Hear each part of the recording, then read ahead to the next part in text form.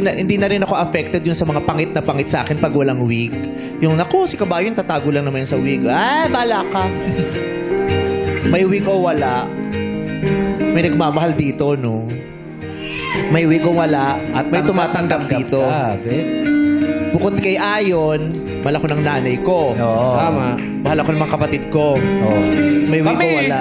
Mahal ako ng pamilya ko. Kami. Mahal ako ni Lord. Oh.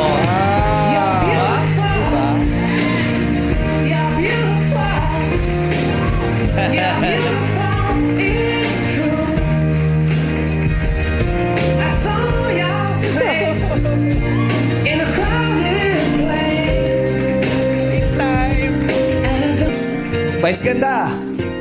Mahal ka namin. Hindi. Mahal ka namin. Lolo niya to. Diba?